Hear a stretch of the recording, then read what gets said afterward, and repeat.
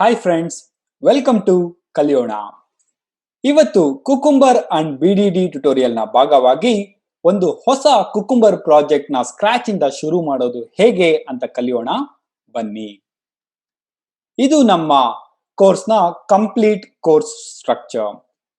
ಈಗಾಗಲೇ ನಾವು introduction to cucumber, business driven development ಅಂದ್ರೆ ಏನು, ಕುಕುಂಬರ್ ಅಲ್ಲಿ ಬರುವ keywords and terminologies, gherkin language ಹಾಗೂ ಕುಕುಂಬರ್ಗೆ ಬೇಕಾಗಿರುವ ಟೂಲ್ಸ್ ಅಂಡ್ ಸಾಫ್ಟ್ವೇರ್ಸ್ ಯಾವ್ದು ಅದನ್ನ ಇನ್ಸ್ಟಾಲ್ ಮಾಡೋದು ಹೇಗೆ ಅನ್ನೋದನ್ನ ನೋಡಿದ್ದೀವಿ.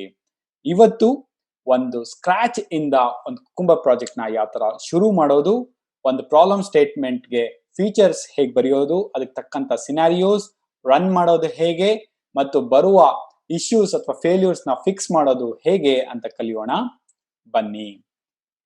ನೀವು ಈ ಕೋರ್ಸ್ ನ ನಮ್ಮ ವೆಬ್ಸೈಟ್ kaliona.com ನಲ್ಲಿ ಮಾಡಿದ್ರೆ ಈ ಕೋರ್ಸ್ ವಿಡಿಯೋಸ್ ಜೊತೆಗೆ ಇಂಟರಾಕ್ಟಿವ್ ಕ್ವಿಜಸ್ ಹಾಗೂ ಡಿಸ್ಕಷನ್ಸ್ ನಲ್ಲಿ ಪಾಲ್ಗೊಳ್ಬಹುದು.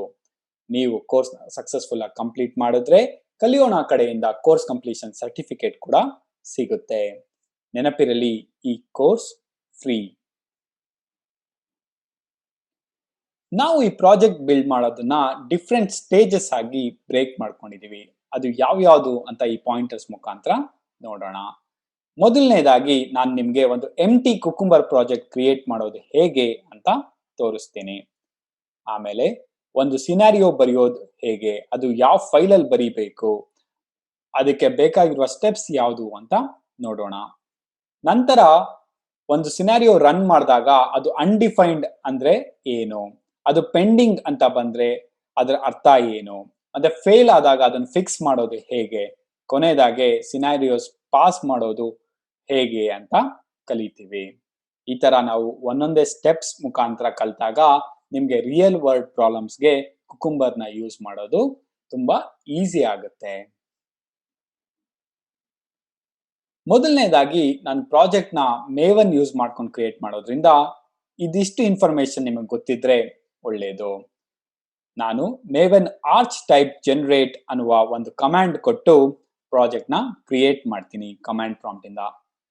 ಇದು ನಾನು ಲಾಸ್ಟ್ ಮಾಡ್ಯೂಲ್ ಅಲ್ಲಿ ಡೈರೆಕ್ಟ್ ಆಗಿ ಎಕ್ಲಿಪ್ಸ್ ಅಲ್ಲೇ ಮೇವನ್ ಪ್ರಾಜೆಕ್ಟ್ ಕ್ರಿಯೇಟ್ ಮಾಡಿ ಡಿಪೆಂಡೆನ್ಸಿಸ್ ಕೊಟ್ಟಿದ್ದೆ. ಸೊ ಇದು ಸ್ವಲ್ಪ ಡಿಫ್ರೆಂಟ್ ಆಗಿದೆ. ಅಂದ್ರೆ through command prompt I will create A skeletal project, ಆಮೇಲೆ ಅದನ್ನ ನಾನು ಎಕ್ಲಿಪ್ಸ್ ಅಲ್ಲಿ ಇಂಪೋರ್ಟ್ ಮಾಡ್ಕೊಂತೀನಿ. ಇದು ಜನರೇಟ್ ಮಾಡಿದಾಗ ಮೇವನ್ ಅಲ್ಲಿ different types of arch projects ಬರುತ್ತೆ.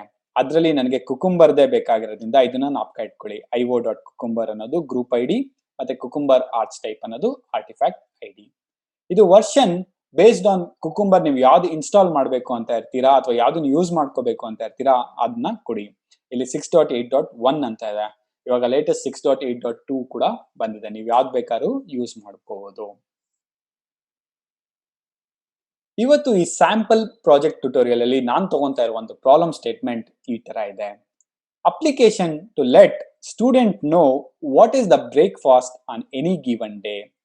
ಒಬ್ಬ ಸ್ಟೂಡೆಂಟ್ ಅವನ ಹಾಸ್ಟೆಲಲ್ಲೋ, ಕಾಲೇಜಲ್ಲೋ, ಸ್ಕೂಲಲ್ಲೋ ಅವತ್ತಿನ ದಿನದ ಬ್ರೇಕ್ಫಾಸ್ಟ್ ಏನು ಅಂತ ನೋಡೋದಕ್ಕೆ ಒಂದು ಅಪ್ಲಿಕೇಶನ್ ನಾವು ಡೆವಲಪ್ ಮಾಡ್ತಾ ಇದೀವಿ. ಅದಕ್ಕೆ ನಾವು ಸಿನಾರಿಯೋಸ್ ಮತ್ತೆ ಟೆಸ್ಟ್ ಕೇಸಸ್ ನ ಬರೀತೀವಿ. ಸೊ ಇನ್ಯಾಕ್ ತಡ, ಬನ್ನಿ ಪ್ರಾಜೆಕ್ಟ್ ನ ಕ್ರಿಯೇಟ್ ಮಾಡೋಣ. ಮೊದಲನೇದಾಗಿ ನನ್ನ ಪ್ರಾಜೆಕ್ಟ್ ಎಲ್ಲಿ ಕ್ರಿಯೇಟ್ ಆಗಬೇಕೋ ಆ ಡೈರೆಕ್ಟರಿಗೆ ಬಂದು ನೀವು ಕಮಾಂಡ್ ಪ್ರಾಂಪ್ಟ್ ಓಪನ್ ಮಾಡಿದಾಗ ಈ ತರ ಕಾಣಿಸುತ್ತೆ. ಸೊ ನಾನು ನಿಮ್ಗೆ ಹೇಳ್ದಂಗೆ first command MVN arch type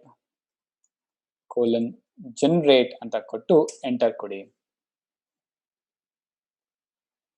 ಇದು ಇರುವ ಎಲ್ಲಾ ಪ್ರಾಜೆಕ್ಟ್ಸ್ ನ ಸ್ಕ್ಯಾನ್ ಮಾಡಿ ನಿಮ್ಗೆ ಡಿಸ್ಪ್ಲೇ ಮಾಡುತ್ತೆ. This is in interactive mode. Interactive mode ಅಂದ್ರೆ ಅದು ನಿಮ್ಗೆ ಆಪ್ಷನ್ಸ್ ಕೇಳುತ್ತೆ. ನೀವು ಎಂಟರ್ ಮಾಡಿದ್ಮೇಲೆ ಅದ್ರ ಮೇಲೆ ಅದು ಆಕ್ಟ್ ಆಗುತ್ತೆ. ನೀವೊಂದು 10 to 15 ಸೆಕೆಂಡ್ಸ್ ವೆಯ್ಟ್ ಮಾಡಿದ್ರೆ ಯಾವ್ಯಾವ ಪ್ರಾಜೆಕ್ಟ್ಸ್ ಇದೆ ಅಂತ ಇದು ನಮ್ಗೆ ಲಿಸ್ಟ್ ಮಾಡುತ್ತೆ.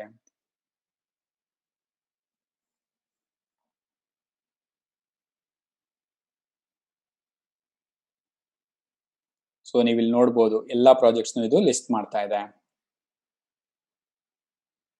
ಇನ್ ಟೋಟಲ್ ಅದು ನಮ್ಗೆ ಹೇಳ್ತಾ ಇದೆ 2835 ಡಿಫ್ರೆಂಟ್ ಪ್ರಾಜೆಕ್ಟ್ಸ್ ಇದೆ. ನಿನಗೆ ಯಾವ್ದು ಬೇಕು ಅಂತ ಕೇಳ್ತಾ ಇದೆ. ನಾನು ನಿಮ್ಗೆ ಹೇಳಿದ್ದೆ ಅಲ್ವಾ, ನಮಗೆ ಬೇಕಾಗಿರೋದು cucumber related project. So cucumber ಅಂತ ಕೊಟ್ಟು ಎಂಟರ್ ಮಾಡಿದ್ರೆ ಇದು ಫಿಲ್ಟರ್ ಆಯ್ತು ರಿಸಲ್ಟ್ಸ್. ಆಮೇಲೆ ಇದ್ರಲ್ಲಿ ನನಗೆ ಬೇಕಾಗಿರೋದು IO.cucumber ಆರ್ಚ್ ಟೈಪ್ ಅನ್ನೋದು. ಸೊ ಇದ್ರ ನಂಬರ್ ಏನಿದೆ 6. ಸೊ 6 ಅಂತ ನಾನು ಕೊಟ್ಟು ಎಂಟರ್ ಮಾಡಿದ್ರೆ ನನಗೆ ಇವಾಗ ನೆಕ್ಸ್ಟ್ ಕ್ವಶನ್ ಕೇಳ್ತಾ ಇದೆ, ಕುಕುಂಬರ್ ಅಲ್ಲಿ ಡಿಫ್ರೆಂಟ್ ವರ್ಷನ್ಸ್ ಇದೆ, ನಿಂಗೆ ಯಾವ ವರ್ಷನ್ ಬೇಕು ಅಂತ. ನಾನು ಲೇಟೆಸ್ಟ್ ವರ್ಷನ್ನೇ ಸೆಲೆಕ್ಟ್ ಮಾಡ್ಕೊಂತೀವಿ, 40 ಅಂದ್ರೆ 6.8.2. ಈಗ ನನಗದು ಗ್ರೂಪ್ ID ಕೇಳ್ತಾ ಇದೆ, ನಾನು ಕ್ರಿಯೇಟ್ ಮಾಡ್ತಾ ಇರೋ ಪ್ರಾಜೆಕ್ಟ್ಗೆ ಗ್ರೂಪ್ ID ಏನ್ ಕೊಡ್ತೀಯಾ ಅಂತ. ಸೊ ನಾನು ಹಲೋ ಕುಕುಂಬರ್ ಅಂತ ಕೊಡ್ತೀನಿ, ಫಸ್ಟ್ ಪ್ರಾಜೆಕ್ಟ್ ಆಗಿರೋದ್ರಿಂದ. ಆರ್ಟಿಫ್ಯಾಕ್ಟ್ ID ಕೂಡ ಹಲೋ ಕುಕುಂಬರ್. ಇದರ ವರ್ಷನ್ ಏನು ಅಂತ ಕೇಳಿದ್ರೆ ಇದು ಫಸ್ಟ್ ವರ್ಷನ್ ಆಗಿರೋದ್ರಿಂದ 1.0 ಅಂತ ಕೊಡ್ತಾ ಇದೀನಿ. ಪ್ಯಾಕೇಜ್ ನೇಮ್ ಏನು ಅಂತ ಕೇಳ್ತಾ ಇದೆ, ಅದಕ್ಕೂ ನಾನು ಕನ್ಫ್ಯೂಷನ್ ಅವಾಯ್ಡ್ ಮಾಡೋದಕ್ಕೆ ಹಲೋ ಕುಕುಂಬರ್ ಅಂತ ಕೊಡ್ತಾ ಇದೀನಿ. ಎಲ್ಲಾ ವ್ಯಾಲ್ಯೂಸ್ ಕರೆಕ್ಟ್ ಆಗಿದ್ಯಾ ಕನ್ಫರ್ಮ್ ಮಾಡು ಅಂತ ಕೇಳ್ತಾ ಇದೆ. ಕರೆಕ್ಟ್ ಆಗಿರೋದ್ರಿಂದ Y ಅಂದ್ರೆ ಎಸ್ ಅಂತ ನಾನು ಕೊಡ್ತಾ ಇದೀನಿ. ಕೊಟ್ಟು ಒಂದು ಫ್ಯೂ ಸೆಕೆಂಡ್ಸ್ಗೆ ನನ್ನ ಪ್ರಾಜೆಕ್ಟ್ ಕ್ರಿಯೇಟ್ ಆಗತ್ತೆ. ಈ ಪ್ರಾಜೆಕ್ಟ್ ಈ ಡೈರೆಕ್ಟರಿ ಇದೆ ಅಂತ ಹೇಳ್ತಾ ಇದೆ. ಸೊ ಇವಾಗ ನೆಕ್ಸ್ಟ್ ಸ್ಟೆಪ್ ನಾನೇನ್ ಮಾಡ್ತೀನಿ, ನನ್ನ ಪ್ರಾಜೆಕ್ಟ್ ನ ಎಕ್ಲಿಪ್ಸ್ ಅಲ್ಲಿ ಇಂಪೋರ್ಟ್ ಮಾಡ್ಕೊಂತೀನಿ. ಸೊ ಎಕ್ಲಿಪ್ಸ್ ಓಪನ್ ಆಗಿದೆ. ಇಲ್ಲಿ ಹೋಗಿ file open projects from file system ಅಂತ ಕ್ಲಿಕ್ ಮಾಡಿದ್ರೆ ಈ ಪ್ರಾಂಪ್ಟ್ ಬರುತ್ತೆ. ಇಲ್ಲಿ ಡೈರೆಕ್ಟರಿ ಸೆಲೆಕ್ಟ್ ಮಾಡಿದ್ರೆ ನಿಮ್ಗೆ ಯಾವ ಡೈರೆಕ್ಟರಿ ಪ್ರಾಜೆಕ್ಟ್ ಕ್ರಿಯೇಟ್ ಆಗಿದೆ ಅಂತ ತೋರಿಸಿತ್ತು ಆ ಡೈರೆಕ್ಟರಿಗೆ ಹೋಗಿ ಅದನ್ನ ಸೆಲೆಕ್ಟ್ ಮಾಡಿ. ಸೆಲೆಕ್ಟ್ ಮಾಡಿದ್ಮೇಲೆ ಫಿನಿಶ್ ಕೊಟ್ಟಾಗ ಇಲ್ಲಿ ನೋಡಿ ಪ್ರೋಗ್ರೆಸ್ ತೋರಿಸ್ತಾ ಇದೆ ನಿಮ್ಗೆ. ವಿತ್ ಇನ್ ಫ್ಯೂ ಸೆಕೆಂಡ್ಸ್ ನಿಮ್ ಪ್ರಾಜೆಕ್ಟ್ ಕಂಪ್ಲೀಟ್ ಆಗಿ ಇಂಪೋರ್ಟ್ ಆಗುತ್ತೆ. ಸೊ ನನ್ನ ಪ್ರಾಜೆಕ್ಟ್ ಕಂಪ್ಲೀಟ್ ಆಗಿ ಇಂಪೋರ್ಟ್ ಆಗಿದೆ. ಇವಾಗ ನೀವು ಓಪನ್ ಮಾಡಿದ್ರೆ ನೋಡಿ ಆಲ್ರೆಡಿ ಒಂದು ಮೇವನ್ ಜಾವಾ ಪ್ರಾಜೆಕ್ಟ್ ಕ್ರಿಯೇಟ್ ಆಗಿದೆ. ಮೇವನ್ ಅಲ್ಲಿ ಇಂಪಾರ್ಟೆಂಟ್ ಪಾಮ್ ಫೈಲ್, ಅದನ್ನ ಓಪನ್ ಮಾಡಿ ನೋಡೋಣ.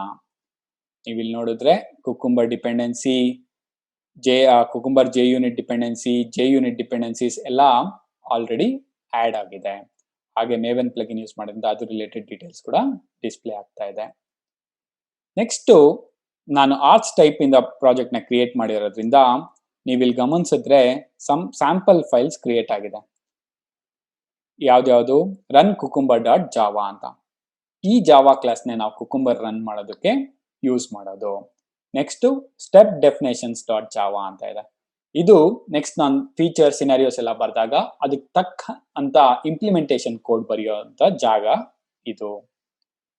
ನೆಕ್ಸ್ಟ್ ಫೀಚರ್ ಫೈಲ್ಸ್ ನೆಲ್ಲ ನಾನು ಈ ರಿಸೋರ್ಸಸ್ ಅಂಡರ್ ಅಲ್ಲಿ ಬರೀಬೇಕು ಅಂತ ಒಂದು ಡೈರೆಕ್ಟರಿ ಕೂಡ ಅದು ನನಗೆ ಕ್ರಿಯೇಟ್ ಮಾಡಿ ಕೊಟ್ಟಿದೆ.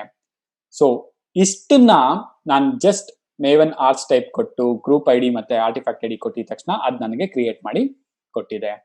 ಇಫ್ ನಾಟ್ ನಾನೇ ಇದನ್ನೆಲ್ಲ ಮಾಡಬೇಕು ಅಂದ್ರೆ ರೈಟ್ ಕ್ಲಿಕ್ ಮಾಡಿ ನ್ಯೂ ಪ್ರಾಜೆಕ್ಟ್ ಸೆಲೆಕ್ಟ್ ಮಾಡಿ ಮೇವನ್ ಅಂತ ಕೊಟ್ಟು ಡಿಪೆಂಡೆನ್ಸೀಸ್ ಎಲ್ಲ ನಾನೇ ಆಡ್ ಮಾಡಿ ಈ ಫೈಲ್ಸ್ ನಾನು ಕ್ರಿಯೇಟ್ ಮಾಡಬೇಕಾಗಿತ್ತು. ಬಟ್ ಅದೆಲ್ಲ ಬೇಡ ಅಂದ್ರೆ ಈ ಅಪ್ರೋಚ್ ನ ನೀವು ಸೆಲೆಕ್ಟ್ ಮಾಡ್ಕೋಬಹುದು.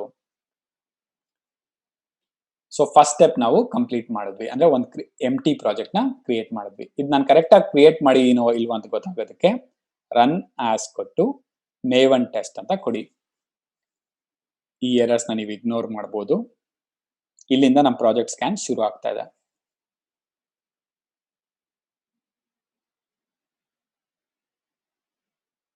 ಸೊ ಬಿಲ್ಡ್ ಸಕ್ಸಸ್ ಆಗಿದೆ. ಬಟ್ ನೀವು ಇಲ್ಲಿ ಮೇಲ್ಗಡೆ ರಿಸಲ್ಟ್ ನೋಡಿದ್ರೆ test run 0, failure 0, errors 0, skip 0 ಅಂತ ತೋರಿಸ್ತದೆ. ಅಂದ್ರೆ ನಾವಿಲ್ಲಿ ಯಾವುದೇ ಒಂದು ಟೆಸ್ಟ್ ಕೇಸ್ ಸಿನಾರಿಯೋನ ರನ್ ಮಾಡಿಲ್ಲ ಅಂತ. ಕರೆಕ್ಟ್ ಅಲ್ವಾ? ಯಾಕಂದ್ರೆ ನಮ್ಮ ಹತ್ರ ಯಾವುದೇ ಫೀಚರ್ ಫೈಲ್ ಕೂಡ ಇಲ್ಲ. ಸೊ ಫಸ್ಟ್ ಒಂದು ಫೀಚರ್ ಫೈಲ್ ನ ಕ್ರಿಯೇಟ್ ಮಾಡೋಣ. ಸೊ ನಾನು ರಿಸೋರ್ಸಸ್ ಡೈರೆಕ್ಟರಿ ಒಳಗಡೆ ಬಂದು ಹಲೋ ಕುಕುಂಬರ್ ಡೈರೆಕ್ಟರಿ ಸೆಲೆಕ್ಟ್ ಮಾಡಿ ರೈಟ್ ಕ್ಲಿಕ್ ಮಾಡಿ ನ್ಯೂ ಕೊಟ್ಟು ಅದರ್ ಅಂತ ಸೆಲೆಕ್ಟ್ ಮಾಡಿದ್ರೆ ಇಲ್ಲಿ ನಾನು ಫೈಲ್ ಅಂತ ಸೆಲೆಕ್ಟ್ ಮಾಡ್ತೀನಿ. ನಾನು ಕುಕುಂಬರ್ ಫೀಚರ್ಸ್ ನ ಬರೆಯೋದು ಗರ್ಕಿನ್ ಲ್ಯಾಂಗ್ವೇಜ್ ಅಲ್ಲಿ. ಸೊ ಆದ್ರಿಂದ ನನ್ನ ಫೈಲ್ ಎಕ್ಸ್ಟೆನ್ಷನ್ ಯಾವಾಗ್ಲೂ .feature ಅಂತ ಇರಬೇಕು. ಆಮೇಲೆ ನಾನು ಇಲ್ಲಿ ಬ್ರೇಕ್ಫಾಸ್ಟ್ ರಿಲೇಟೆಡ್ ಸಿನಾರಿಯೋಸ್ ಬರೆಯೋದ್ರಿಂದ ಬ್ರೇಕ್ಫಾಸ್ಟ್ ಅಂತ ಫೀಚರ್ ನೇಮ್ ಕೊಡ್ತಾ ಇದ್ದೀನಿ.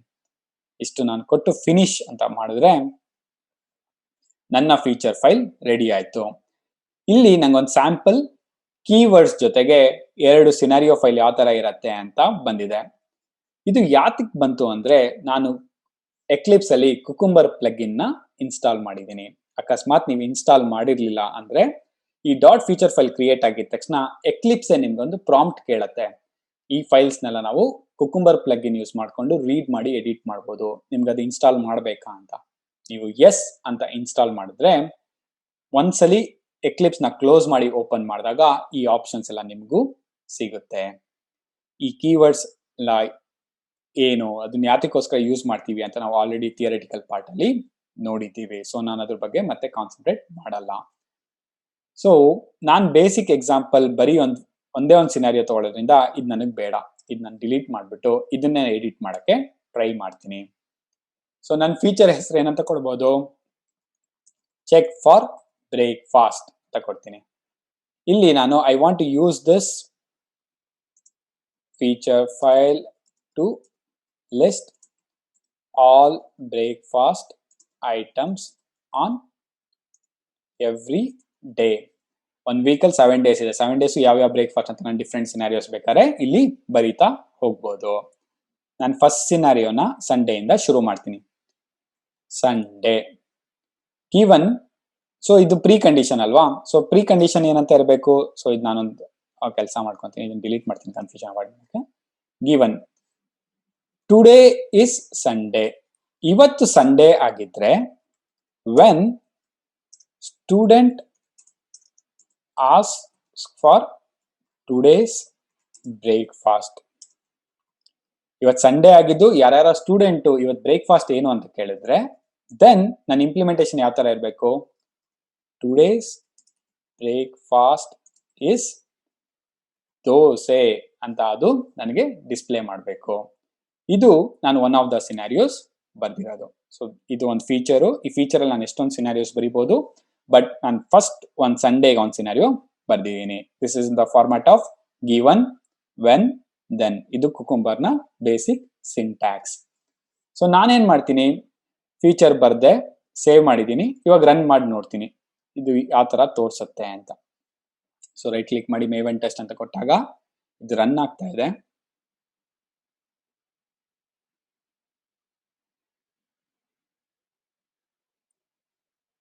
ನೀವು ಇಲ್ಲಿ ಗಮನಿಸಿದ್ರೆ it has thrown an error. Error ಯಾಕೆ ಬರ್ತಾ ಇದೆ ನೋಡೋಣ. ಮೇಲೋಗಿ ನೋಡಿದ್ರೆ ನೋಡಿ ಇಲ್ಲಿ ಹೇಳ್ತಾ ಇದೆ the step today is Sunday is undefined. Correct ಅಲ್ವಾ? ನಾನು ನಿಮ್ಗೆ ಆಲ್ರೆಡಿ ಹೇಳಿರೋ ಪ್ರಕಾರ ನಾನು ಪ್ರತಿಯೊಂದು ಸ್ಟೆಪ್ನು ನಿಮ್ಗೆ ತೋರಿಸ್ತೀನಿ ಅಂತ ಹೇಳಿದ್ದೀನಿ. ಸೊ ಫಸ್ಟ್ ಒಂದು ಕುಕುಂಬರ್ ಪ್ರಾಜೆಕ್ಟ್ ನ ಕ್ರಿಯೇಟ್ ಮಾಡಿದೆ, ಸಿನಾರಿಯೋ ಬರ್ದೆ, ಇವಾಗ ರನ್ ಮಾಡಿದಾಗ ಸ್ಟೆಪ್ ಇಸ್ ಅನ್ಡಿಫೈನ್ಡ್ ಅಂತ ಬಂತು. ಸೊ ನೆಕ್ಸ್ಟ್ ಏನ್ ಮಾಡಬೇಕು, ಆ ಸ್ಟೆಪ್ಸ್ ನ ನಾವು ಡಿಫೈನ್ ಮಾಡಬೇಕು. ಕುಕುಂಬರ್ ಅಡ್ವಾಂಟೇಜ್ ಏನು ಅಂದ್ರೆ ಆ ಸ್ಟೆಪ್ಸ್ ನ ಯಾವ ತರ ಡಿಫೈನ್ ಮಾಡಬೇಕು ಅಂತ ಅದೇ ನಮ್ಗೆ ತೋರ್ಸ್ ಕೂಡ ಕೊಡುತ್ತೆ. ನೋಡಿ, ಗಿವನ್ ನ ಈ ತರ ಇಂಪ್ಲಿಮೆಂಟ್ ಮಾಡು, ವೆನ್ ನ ಈ ತರ ಇಂಪ್ಲಿಮೆಂಟ್ ಮಾಡು, ದೆನ್ ನ ಈ ತರ ಮಾಡು ಅಂತ ಹೇಳ್ತಾ ಇದೆ. ಸೊ ನಾನು ಏನ್ ಮಾಡ್ಬೇಕು, ಇದನ್ನ ಜಸ್ಟ್ ಕಾಪಿ ಪೇಸ್ಟ್ ಮಾಡಿದ್ರೆ ಸಾಕು. ಬಟ್ ಎಲ್ಲಿ ನಾನು ಇದನ್ನ ಪೇಸ್ಟ್ ಮಾಡಬೇಕು, ಈ ಸ್ಟೆಪ್ ಡೆಫಿನೇಷನ್ಸ್ ಅನ್ನೋ ಒಂದು ಜಾವಾ ಫೈಲ್ ಒಳಗಡೆ. ಇಲ್ಲಿ ನಾನು ಪೇಸ್ಟ್ ಮಾಡಿದಾಗ ಅಡಿಷನಲ್ ಲೈನ್ ಇದೆ, ಡಿಲೀಟ್ ಮಾಡಿ. ಸೊ ಇಲ್ಲಿ ನೀವು ನೋಡಿದ್ರೆ ಗಿವನ್, ವೆನ್, ದೆನ್ ಎಲ್ಲದಕ್ಕೂ ಡೆಫಿನೇಷನ್ಸ್ ಬಂತು. ಇವಾಗ ನಾನು ಇದನ್ನ ಸೇವ್ ಮಾಡಿ ಮತ್ತೆ ರನ್ ಮಾಡ್ತಾ ಇದ್ದೀನಿ. ನಿಮ್ ಪ್ರತಿಯೊಂದು ಸ್ಟೆಪ್ ಗೊತ್ತಾಗ್ಲಿ ಅಂತ ನಾನು ಪ್ರತಿಯೊಂದು ಸ್ಟೇಜ್ ಅಲ್ಲೂ ರನ್ ಮಾಡ್ತಾ ಇದ್ದೀನಿ. ಸೊ ಇವಾಗ ಇದು ರನ್ ಆಗ್ತಾ ಇದೆ.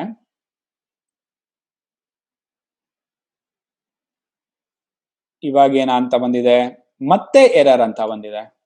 ಸೊ ನೀವು ಇಲ್ಲಿ ಅರ್ಥ ಮಾಡ್ಕೋಬೇಕು, ಫೇಲ್ಯೂರ್ ಅಂದ್ರೆ ನೀವು ಲಾಜಿಕಲ್ ಏನೋ ತಪ್ಪು ಮಾಡಿದೀರಾ ಅಥವಾ ನಿಮ್ ಟೆಸ್ಟ್ ಕೇಸ್ ಫೇಲ್ ಆಗಿದೆ ಅನ್ನೋದು ಫೇಲ್ಯೂರು. ಬಟ್ ಎರರ್ ಅಂದ್ರೆ ಇಂಪ್ಲಿಮೆಂಟೇಷನ್ ಅಲ್ಲೇ ಏನೋ ಒಂದು ತಪ್ಪಾಗ್ತಾ ಇದೆ ಅಂತ. ಸೊ ಇಲ್ಲಿ ನಮಗ್ ತೋರಿಸ್ತಾ ಇದೆ ನೋಡಿ, ನೀನು ಇಂಪ್ಲಿಮೆಂಟ್ ಮಾಡಿಲ್ಲ.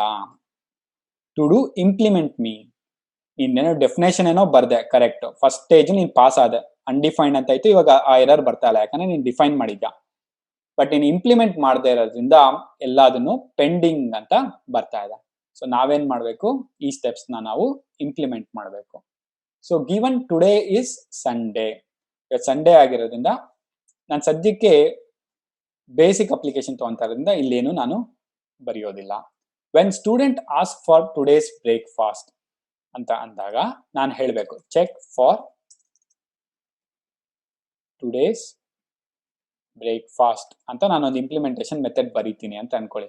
ಇಲ್ಲಿ ನಾನು ಡೇನ ಪಾಸ್ ಮಾಡಬೇಕು. ಆವಾಗ ಇಲ್ಲಿ ಟುಡೇ ಬ್ರೇಕ್ಫಾಸ್ಟ್ ಅಂತ ಒಂದು ವೇರಿಯಬಲ್ ಡಿಫೈನ್ ಮಾಡ್ತೀನಿ. ಮಾಡಿ ಎಂಟರ್ ಕೊಟ್ಟೆ ಅಂತ ಅಂದ್ರೆ ಇಲ್ಲಿ ನಾನು ಏನೇನು ಡಿಫೈನ್ ಮಾಡಿಲ್ಲ, ಇಲ್ಲಿ ಬರೀ ಒಂದು ಮೆಥಡ್ ಇನ್ಫಾರ್ಮೇಶನ್ ಕೊಟ್ಟೆ. ನೀವು ಇಲ್ಲಿ ಸೆಲೆಕ್ಟ್ ಮಾಡಿ ಕ್ರಿಯೇಟ್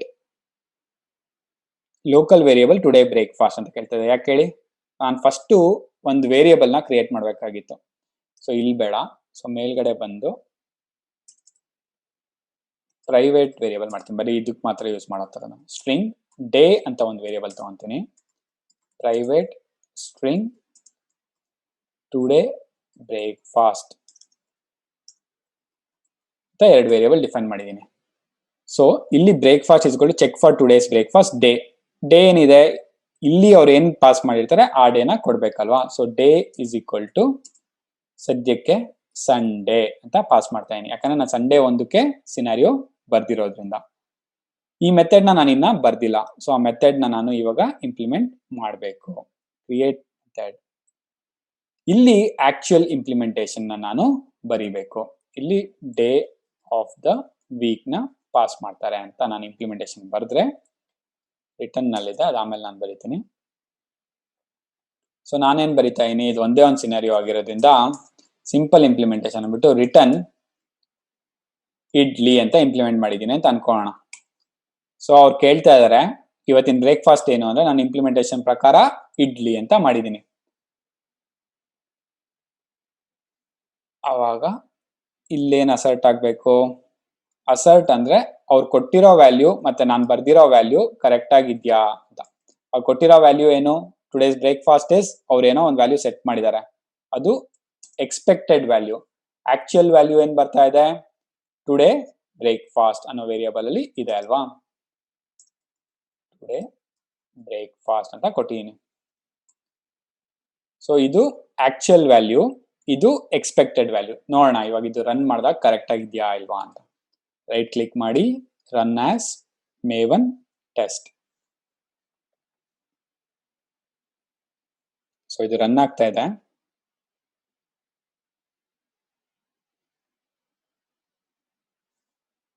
ಓಕೆ, ಎಕ್ಸಿಕ್ಯೂಷನ್ ಆಯ್ತು. ಇವಾಗ ನೀವು ಗಮನಿಸಿದ್ರೆ ಇಲ್ಲಿ ಫೇಲ್ಯೂರ್ ಅಂತ ಬಂದಿದೆ, ಎರರ್ ಅಂತ ಬಂದಿಲ್ಲ. ಅಂದ್ರೆ ಅರ್ಥ ಏನು, ನಿಮ್ ಸಿನಾರಿಯೋಸ್ ಫೇಲ್ ಆಗಿದೆ ಅಂತ ಹೇಳ್ತಾ ಇದೆ.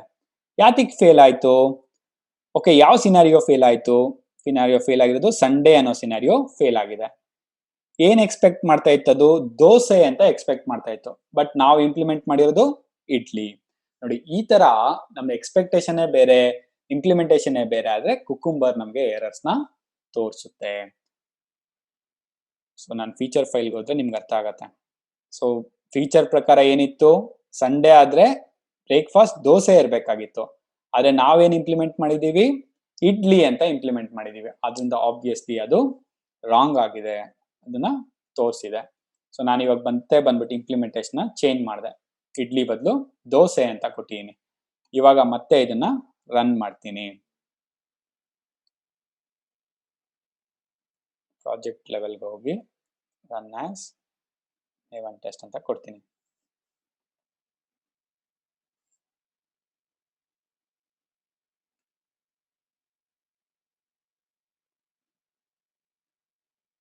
ಇವಾಗ ನೀವು ನೋಡಿದ್ರೆ test run 1, failure 0, error 0, skip 0. ಅಂದ್ರೆ ಯಾವುದೇ ಸಿನಾರಿಯೋ ಫೇಲ್ ಆಗಿಲ್ಲ, ಎಲ್ಲ ಪಾಸ್ ಆಗಿದೆ ಅಂತ ಅದು ಹೇಳ್ತಾ ಇದೆ.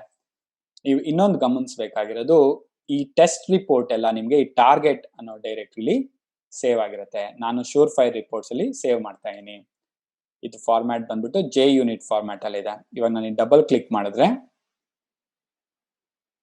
ಇದು ನನಗೆ ಜೆ ಯೂನಿಟ್ ಸ್ಟೈಲ್ ಅಲ್ಲಿ ಹೇಳ್ತಾ ಇದೆ, ಇದು ನಿನ್ನ ಕ್ಲಾಸು, ಇದ್ರೊಳಗಡೆ ಒಂದೇ ಒಂದು ಸಿನಾರಿಯೋ ಇತ್ತು, ಆ ಸಿನಾರಿಯೋ ಪಾಸ್ ಆಗಿದೆ ಅಂತ. ಸೊ ಈ ತರ ನಾನು ಒಂದೊಂದು ಸ್ಟೆಪ್ನು ಮಾಡಿ ಇಂಪ್ಲಿಮೆಂಟ್ ಮಾಡಿ ನಿಮ್ಗೆ ತೋರಿಸಿದೆ. ಪ್ರಾಬ್ಲಮ್ ಸ್ಟೇಟ್ಮೆಂಟ್ ನ ಯಾವ ತರ ಫೀಚರ್ ಆಗಿ ಬರೆಯೋದು, ಫೀಚರ್ ಅಲ್ಲಿ ಯಾವ ತರ ಸಿನಾರಿಯೋ ಬರೆಯೋದು, ಸಿನಾರಿಯೋಗೆ ಹಾಗೆ ಸ್ಟೆಪ್ ಡೆಫಿನೇಷನ್ ನ ಡಿಫೈನ್ ಮಾಡೋದು, ಡಿಫೈನ್ ಮಾಡಿದ್ಮೇಲೆ ಯಾವ ತರ ಇಂಪ್ಲಿಮೆಂಟ್ ಮಾಡೋದು ಅಂತ. ಇವಾಗ ನಾನು ನಿಮ್ಗೆ ತೋರಿಸಿರೋದು ಬೇಸಿಕ್ ಇಂಪ್ಲಿಮೆಂಟೇಷನ್. ಈ ತರ ರಿಯಲ್ ವರ್ಲ್ಡ್ ಪ್ರಾಬ್ಲಮ್ಸ್ಗೆ ನೀವು ಕಾಂಪ್ಲಿಕೇಟೆಡ್ ಸ್ಟೆಪ್ ಡೆಫಿನೇಷನ್ ಬರೀಬೇಕಾಗತ್ತೆ. ಫಾರ್ ಎಕ್ಸಾಂಪಲ್ ಇಲ್ಲಿ ನಾನು ಏನಂತ ಹೇಳ್ಬಿಟ್ಟೆ, ಡೈರೆಕ್ಟ್ ಆಗಿ ರಿಟರ್ನ್ ದೋಸೆ, ಇಲ್ಲೇನು ಲಾಜಿಕ್ ಬರ್ದಿಲ್ಲ, ನಾನು ಜಸ್ಟ್ ರಿಟರ್ನ್ ದೋಸೆ ಅಂತ ಬರ್ದಿದ್ದೀನಿ. ಬಟ್ ಈ ಲಾಜಿಕ್ ನೀವು ಅರೈವ್ ಆಗೋದಕ್ಕೆ ಪ್ರಾಬ್ಲಿ ನೀವು ಡೇಟಾ ಬೇಸ್ಗೆ ಒಂದ್ಸಲಿ ಕ್ವೈರಿ ಮಾಡೋದಿರ್ಬೋದು, ಅಥವಾ ಡಿಫ್ರೆಂಟ್ APIs ಕಾಲ್ ಮಾಡ್ಬೋದು. Depending upon your application complexity ನೀವು ಇಂಪ್ಲಿಮೆಂಟೇಷನ್ ನ ಮಾಡ್ತೀರಾ. ಇವಾಗ ಸುಮ್ನೆ ಇದನ್ನ ಎಕ್ಸ್ಟೆಂಡ್ ಮಾಡಕ್ಕೆ ಟ್ರೈ ಮಾಡ್ತೀನಿ. ಇನ್ನೊಂದು ಸಿನಾರಿಯೋ ಬರೆಯೋದ್ ಮುಖಾಂತರ. ಇವಾಗ ಸಿನಾರಿಯೋ ಸಂಡೇ ಸಿನಾರಿಯೋ ಬರ್ದೀನಲ್ವಾ, ಇವಾಗ ಮಂಡೇ ಆದ್ರೆ ಏನಾಗತ್ತೆ ಅಂತ ಬರೆಯೋಣ ಒಂದು scenario. Scenario Monday. When today is Monday, when student ask for today's breakfast, then today's breakfast should be idli ಅಂತ ಬರ್ದೀನಿ. ಇದು ಸಿನಾರಿಯೋ ಬರ್ದೆ. ಇವಾಗ ಆಬ್ವಿಯಸ್ಲಿ ನಾನು ರನ್ ಮಾಡಿದ್ರೆ ಏನಂತ ಹೇಳತ್ತೆ, ಗುರು ನೀನ್ ಬರ್ದಿರೋ ಕಾನ್ಸೆಪ್ಟ್ ಅಲ್ಲಿ ಟುಡೇ ಇಸ್ ಮಂಡೇಗೆ ಇಂಪ್ಲಿಮೆಂಟೇಶನ್ ಬರ್ದಿಲ್ಲ ಅನ್ನತ್ತೆ. ಕರೆಕ್ಟಾ? ಅದಕ್ಕೆ ನಾನೇನ್ ಮಾಡ್ಬೇಕು, ಇದಕ್ಕೂ ನಾನು ಇಂಪ್ಲಿಮೆಂಟೇಶನ್ ಬರೀಬೇಕು. ಬಟ್ ನೀವು ಇಲ್ಲೊಂದು ಪ್ಯಾಟರ್ನ್ ನೋಡ್ಬೋದು ನೋಡಿ, ಟುಡೇ ಇಸ್ ಸಂಡೇ ಅಂತ ಇದೆ, ಟುಡೇ ಇಸ್ ಮಂಡೇ ಅಂತ ಇದೆ ಅಲ್ವಾ. ಆದ್ರಿಂದ ಇವೆರಡು ಒಂದೇ ತರ ಇರೋದ್ರಿಂದ ಇದನ್ನ ಡಬಲ್ ಕೋಟ್ಸ್ ಅಲ್ಲಿ ಕೊಟ್ಟೆ ಅಂತ ಅನ್ಕೊಳ್ಳಿ. ಡಬಲ್ ಕೋಟ್ಸ್ ಅಲ್ಲಿ ಕೊಟ್ಟಾಗ ಸ್ಟೆಪ್ ಡೆಫಿನೇಷನ್ ನನಗೆ ಜೆನೆರಿಕ್ ಆಗತ್ತೆ. ಜೆನೆರಿಕ್ ಅಂದ್ರೆ ಈ ಸಂಡೇಗೆ ಒಂದು ಸ್ಟೆಪ್ ಡೆಫಿನೇಷನ್ ಬರೆಯೋದು, ಮಂಡೇಗೆ ಒಂದು ಸ್ಟೆಪ್ ಡೆಫಿನೇಷನ್ ಬರೆಯೋದು ನನಗೆ ತಪ್ಪುತ್ತೆ. ಇವಾಗ ಇದು ಸೇವ್ ಮಾಡ್ತೀನಿ, ಮತ್ತೆ ಇದನ್ನ ರನ್ ಮಾಡಿ ನಿಮ್ಗೆ ಕ್ಲಿಯರ್ ಆಗಿ ತೋರಿಸ್ತೀನಿ ಅದು ಎರರ್ ಬಂದಾಗ ಯಾವ ತರ ಅದು ಸ್ಟೆಪ್ ಡೆಫಿನೇಷನ್ ಬರೆಯೋದು ಅಂತ.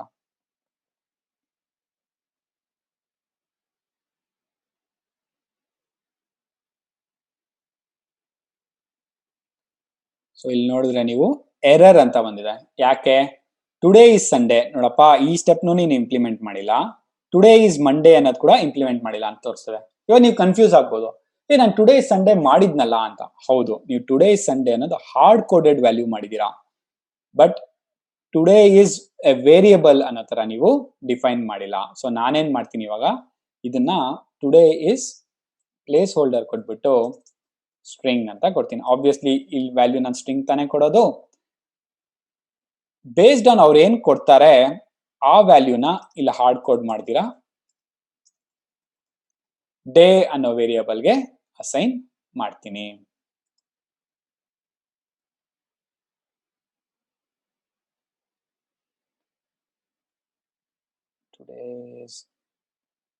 ಈ ಸ್ಟ್ರಿಂಗ್ ಈ ವೇರಿಯಬಲ್ ನ ನಾವು ಯೂಸ್ ಮಾಡೋಣ ಅವ್ರು ಕೊಟ್ಟಿರೋ ಇಂಪ್ಲಿಮೆಂಟೇಶನ್ ಪ್ರಕಾರ. ಸೊ ಇದನ್ನ ರೀಪ್ಲೇಸ್ ಮಾಡಿದ್ರೆ ಸಾಕು, ಇಷ್ಟು ಕಾಂಪ್ಲಿಕೇಶನ್ಸು ಬೇಡ. ಈ ತರ ನಾನು ರೀಪ್ಲೇಸ್ ಮಾಡಿ ಇದ್ರದ್ದು ಡೆಫಿನೇಷನ್ ನಾನು ಇಂಪ್ಲಿಮೆಂಟ್ ಮಾಡ್ಬೇಕಂದ್ರೆ day is equal to string. ಆಗ್ಲೇ ಅದ್ ಯಾಕೆ ಎರರ್ ತೋರಿಸ್ತಾ ಇತ್ತು ಅಂದ್ರೆ ಟುಡೇ ಇಸ್ ಸಂಡೇ ಅಂತ ಹಾರ್ಡ್ ಕೋಡ್ ಆಗೋಗಿತ್ತು. ಬಟ್ ಅದು ಮಂಡೇಗೂ ಇಂಪ್ಲಿಮೆಂಟ್ ಆಗ್ಬೇಕಂದ್ರೆ ದಿಸ್ ಶುಡ್ ಬಿ ಜೆನೆರಿಕ್, ಅಂದ್ರೆ ಕಾಮನ್ ಆಗಿರ್ಬೇಕಲ್ವಾ, ಅದಕ್ಕೆ ಟುಡೇ ಈಸ್ ಅಂತ ತೋರಿಸ್ತಾ ಇದೆ. ಸೊ ಸೇವ್ ಮಾಡಿದೆ. ನೆಕ್ಸ್ಟ್ ಇಂಪ್ಲಿಮೆಂಟೇಶನ್ ಡೀಟೇಲ್ಸ್ ಬರ್ತೀನಿ. ಇಲ್ಲಿ when student ask for today's breakfast, ಇಲ್ಲೇನು ಚೇಂಜ್ ಆಗಲ್ಲ, ಯಾಕಂದ್ರೆ ಸಂಡೇ ಆದ್ರೂ ಒಂದೇ ಇಂಪ್ಲಿಮೆಂಟೇಶನ್, ಮಂಡೇ ಆದ್ರೂ ಒಂದೇ ಇಂಪ್ಲಿಮೆಂಟೇಶನ್. ಬಟ್ ಈ ಒಳಗಡೆ ಫಂಕ್ಷನ್ ಇದೆ ಅಲ್ಲ, check for today's breakfast, it is based on the day. ಇಲ್ಲಿ ನನಗೆ ಮುಂಚೆ ಬರೀ ಸಂಡೇ ಇದ್ರಿಂದ ರಿಟರ್ನ್ ದೋಸೆ ಅಂತ ಕ್ಲೀನ್ ಆಗಿ ಮಾಡ್ಬಿಟ್ಟಿದೆ. ಬಟ್ ಇಲ್ಲಿ 2 days ಬರೋದ್ರಿಂದ ನಾನು ಇಲ್ಲಿ ಇಂಪ್ಲಿಮೆಂಟೇಶನ್ ನ ಎಕ್ಸ್ಟೆಂಡ್ ಮಾಡ್ತೇನೆ. ಇದನ್ನೇ ನಾನು ಹೇಳಿದ್ದು, based on your application complexity implementation change ಆಗ್ತಾ ಇರತ್ತೆ ಅಂತ. If day of the week is dot equals ಏನಾಗಿರುತ್ತೆ, ಸಂಡೇ ಆಯ್ತು ಅಂದ್ರೆ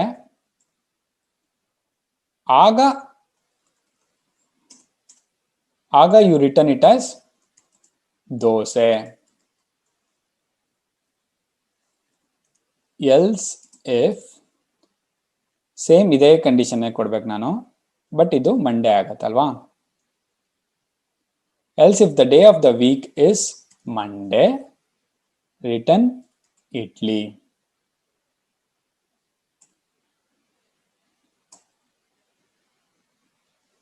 ಎಲ್ಸ್ ಇದನ್ನ ನಾನು ಆಲ್ರೆಡಿ ಇಂಪ್ಲಿಮೆಂಟ್ ಮಾಡ್ಬಿಡ್ತೀನಿ. ಅಂದ್ರೆ ಇವಾಗ ಮಂಡೇನೂ ಅಲ್ಲ ಸಂಡೇನೂ ಅಲ್ಲ ಅಂದ್ರೆ ಅದೇನ್ ರಿಟರ್ನ್ ಮಾಡಬೇಕು, ಉಪ್ಪಿಟ್ಟು ಅಂತ ಮಾಡಿರೋಣ. ಓಕೆನಾ? ಈಗ ನಾನು ಇದನ್ನ ರನ್ ಮಾಡ್ತೀನಿ. Run as A1 test.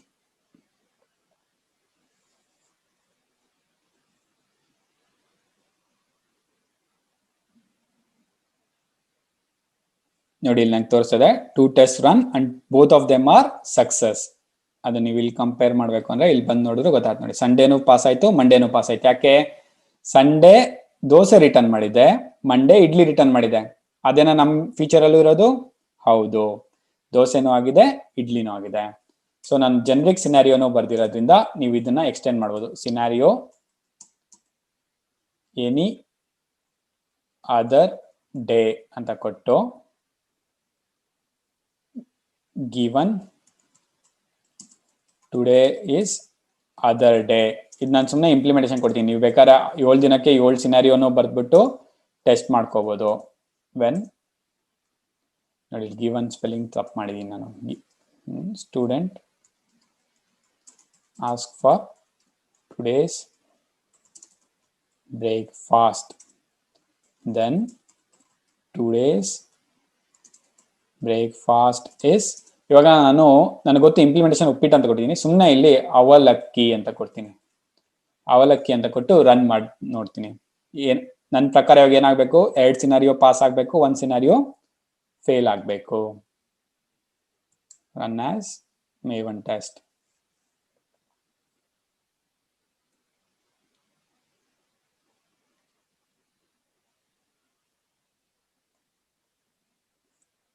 Yes, ನಮ್ಮ ಎಕ್ಸ್ಪೆಕ್ಟೇಷನ್ ಪ್ರಕಾರ 3 ಸಿನಾರಿಯೋ ರನ್ ಆಯ್ತು, ಅದರಲ್ಲಿ ಒಂದು ಫೇಲ್ಯೂರ್ ಆಗಿದೆ. ಯಾಕೆ ಫೇಲ್ಯೂರ್ ಆಯ್ತು ಇಲ್ಲಿ ತೋರಿಸ್ತಾ ನೋಡಿ, ಎಕ್ಸ್ಪೆಕ್ಟೆಡ್ ಅವಲಕ್ಕಿ but it was uppittu. So ಈ ತರ ನಮಗೆ ಯಾವ್ದಾರ ಸಿನಾರಿಯೋ ಬರ್ದಾಗ ಅದ್ರ ಎಕ್ಸ್ಪೆಕ್ಟೆಡ್ ವ್ಯಾಲ್ಯೂ ಮತ್ತೆ ಆಕ್ಚುಲ್ ವ್ಯಾಲ್ಯೂ ಕರೆಕ್ಟೋ ಇಲ್ವೋ ಅಂತ ಕುಕುಂಬರ್ ಮುಖಾಂತರ ಗೊತ್ತಾಗತ್ತೆ. ನಿಮ್ಗೆ ಇವಾಗ ಒಂದು ಡೌಟ್ ಬಂದಿರ್ಬೋದು, ನಾನು ಒಂದು ಎಕ್ಸ್ಟ್ರಾ ಸಿನಾರಿಯೋ ಬರ್ದ್ನಲ್ಲ, ಇವ್ರು ಮತ್ತೆ ಡೆಫಿನೇಷನ್ ಬರ್ದಿಲ್ವಲ್ಲ ಯಾಕೆ ಅಂತ. ಅದು ಬರೆಯೋ ಅವಶ್ಯಕತೆ ಇಲ್ಲ, ಯಾಕಂದ್ರೆ ನಾನು ಇದನ್ನ ಜೆನೆರಿಕ್ ಆಗಿ ಮಾಡಿದ್ದೀನಿ ಅಲ್ವಾ.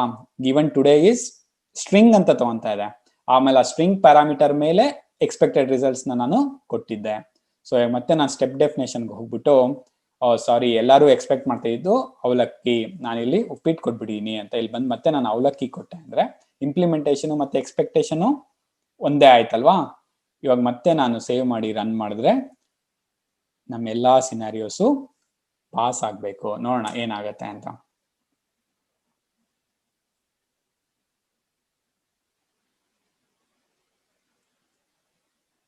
ನೋಡಿ 3 ಸಿನಾರಿಯೋ ರನ್ ಆಯ್ತು, 3 ಕೂಡ ಪಾಸ್ ಆಗಿದೆ. ನೀವು ಇಲ್ಲಿ ಬಂದು ಡಬಲ್ ಕ್ಲಿಕ್ ಮಾಡಿದ್ರೆ Sunday pass, Monday pass, any other day ಕೂಡ ಪಾಸ್ ಆಗಿದೆ. ಈ ತರ ನೀವು ಸಿನಾರಿಯೋಸ್ನ ಎಕ್ಸ್ಟೆಂಡ್ ಮಾಡ್ಕೊಂಡು ಅದಕ್ಕೆ ತಕ್ಕ ಹಾಗೆ ಇಂಪ್ಲಿಮೆಂಟೇಷನ್ ಬರೀತಾ ಹೋಗ್ಬೋದು. ಇದು ಒಂದು ಸಿಂಪಲ್ ಪ್ರಾಜೆಕ್ಟ್ ಆಗಿತ್ತು, ಆದ್ರಿಂದ ಬೇಸಿಕ್ ಇಂಪ್ಲಿಮೆಂಟೇಷನ್ ಡೀಟೇಲ್ಸ್ ಮಾತ್ರ ನಾನು ನಿಮ್ಗೆ ತೋರಿಸಿದ್ದೀನಿ.